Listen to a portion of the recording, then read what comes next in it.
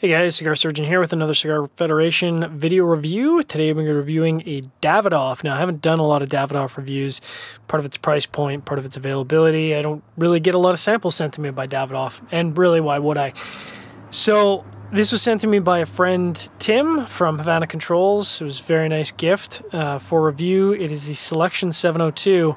The Seleccion 702 is a 2009 limited edition release from Davidoff.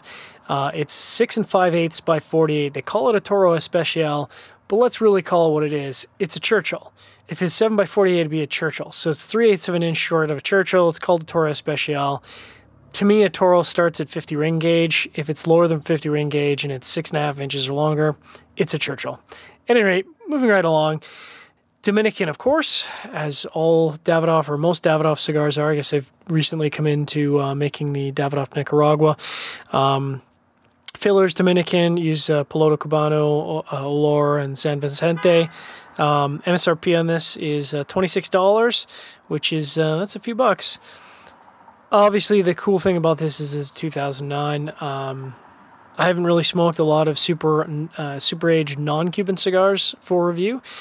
So this will be really interesting. So we're going to hop on, get to the nosing, get to the lighting, and get to the important part, which is reviewing. So talking about the nose here, lots of cedar off the wrapper, maybe some faint spices, mostly cedar, just cedar out of the foot. I'm really struggling to get anything else here. And that could just be a function of how long the cigar has been aged now. Yeah, nothing else but cedar. So we'll get to lighting and reviewing here. It's a beautiful day out. I'm really excited to be smoking today. Looks like I've got my torch turned on to super massive hot here from all the cold weather.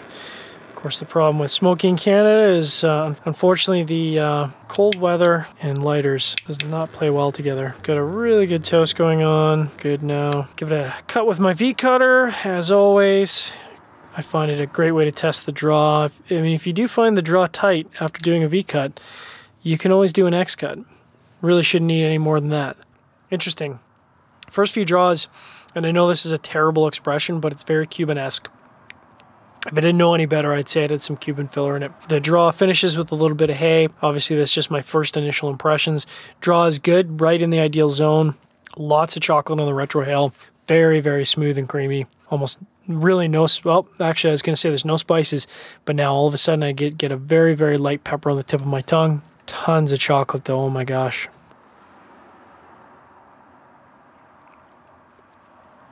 Yeah, very, very rich and creamy first third. I suspect this is going to be pretty fantastic. So I'm going to let this cigar settle in, and I'll keep checking in with all the new flavors I can pick up. Coming up on the 10-minute mark, I've got a little bit of light citrus, a little bit of lingering leather between draws, but the profile is primarily chocolate, maybe a little bit of drying cedar. Pretty good first third. Coming up on the 20-minute mark here, fantastic opening first third. There's a little bit of spices building in the post draw, but the retrohale and the main draw is really just this really creamy, elegant chocolate profile. I can see why this was a limited edition. I don't know what the cigar smoked like back in 2009, but I can tell you after 7 years of age, this is smoking really, really well. Really, really well.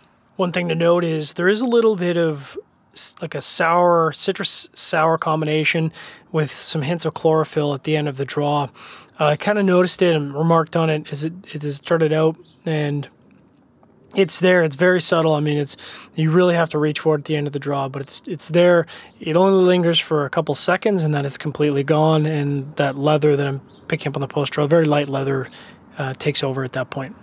At the 35-minute mark, there's cedar that I was picking up that was very subtle, mostly on the post draw, starting to really influence the main draw and the retrohale here. So the cedar's really battling it out with the chocolate and creaminess here, just adding some extra level of complexity to the overall flavor profile. Coming up on the 1 hour mark, I'm smoking pretty leisurely.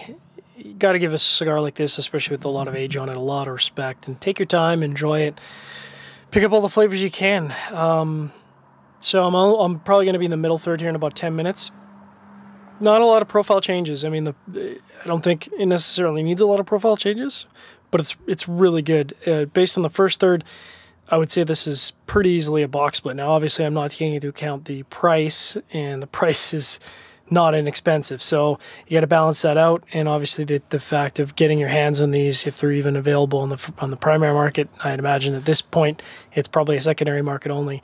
But I'll check back in the middle third and see what else comes to the surface. Passing the 1 hour mark into the middle third, the cedar's fallen off, the chocolate's back, and it's more of a rich cocoa. Got a great mouthfeel to it, like it really coats your mouth. There's still a little bit of leather and some really hints of spices in the post draw, but yeah, I think the chocolate really dominates that. 1 hour 15-minute mark, really not a lot of profile changes. Still predominantly chocolate with it's a rich cocoa. Cedar's kind of coming back, playing in, but not as strong as the first third. There's still a light citrus on the finish, and in the post draw, the leather's completely gone on the post draw, but the cedar kind of lingers. Got a little bit of a drying mouthfeel. Really not much else to report in the middle third. Still extremely tasty cigar. Passing the 1.5 hour mark. Again, not a lot of profile changes going into the last third here. Prominent profile, still that delightful chocolate creaminess, a little bit of spice, retrohale, kind of, just carrying on from the first third and the middle third. And that's not a bad thing. This is a fantastic cigar. I'm really enjoying it. I'm hoping there are some profile changes to report on the final third, otherwise you're going to be bored watching me talk here. But this has been a great smoky experience so far. Hitting the 1 hour 50 mark, and not a lot of profile changes. Again, not a bad thing. This is a pretty amazing cigar. It's been my pleasure to review this Davidoff Seleccion 702. One of the nice things about doing a review is sometimes you get cigars you don't enjoy, and sometimes you get cigars you do enjoy, and sometimes cigars are in the middle. This is definitely a cigar that I enjoyed very, very much. I think there's no question in my mind this is an easy box split. I mean, price aside, again, it's not an inexpensive cigar, so, obviously most people are going to have to factor that in. I'm reviewing based entirely on flavor profile, and based on the flavor profile of this, it's fantastic. I would happily pick up more of these if I could. If my budget could accommodate, I'm sure I'd go for a box split or even a box buy. So I appreciate you checking out this video review, cigarfederation.com. Make sure to check out a written review at cigarfederation.com. If you enjoy our videos, if you enjoy our reviews, give us a thumbs up, throw us a comment. We appreciate it. We'll see you next week for a Cigar Federation review. I'm John the Cigar Surgeon, out.